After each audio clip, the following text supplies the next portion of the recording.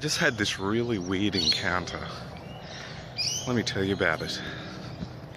What happened was I was just walking along beside the lake, getting ready to walk back for a day of untrammeled productivity and discussions with outsourced developers, when this lady, Indian lady, comes up to me and says that a man in black tracksuit is following her, and could I walk with her to her car? So I said, I'm a pretty chivalrous guy, so I said sure, no problem. And then I walked with her to the car. She jumps in the silver car and drives off. Okay, that's cool. And then the guy with the black jumper approaches me. I'll tell you about it in a moment. I read this article about an Indian call centre where they made jokes about the things that they thought Americans should be outsourcing.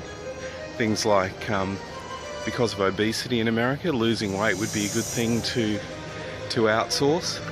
Also, even the unpleasant business of counselling outsourced employees about outsourcing. Why not outsource that as well? Because that's something that people don't want to do.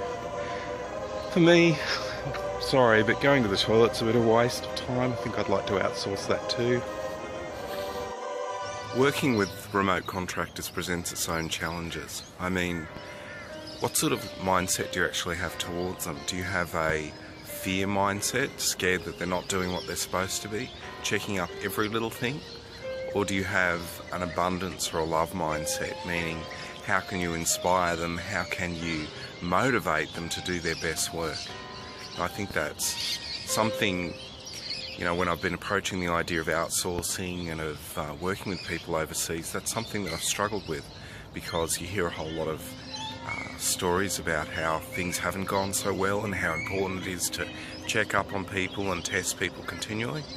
But that's sort of the opposite to good leadership, so I've been told, and that it's still about making sure that you have that connection and that relationship and inspiring people appropriately.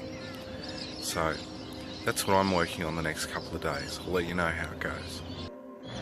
So the guy in the black jumper, he's Australian, he's bald, he's got tats, and boy is he angry. He's holding his shoes in his hand and he's in his socks for some reason. Go figure. And he says, "Did you see a woman in a grey and pink top?" And I said, "No." Well, I wasn't going to say yes. She'd just driven past him in the car. And then he said, "She stole my phone." I go, right, okay. And I just moved on. So, thinking about it logically, she's a pretty sassy lady to go and steal a guy like that's phone. It was a very odd situation. I'd say that someone was lying, and I'd say it was probably the dude. But still, it's hard to tell, you know? Hard to tell. So I automatically assumed that the damsel in distress was the one that was the innocent party, and the angry bald dude with the tats was the one who was at fault.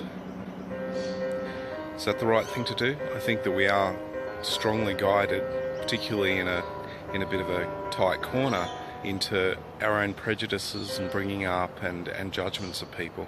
Still, if that's all you have, that's all you have. Till next time.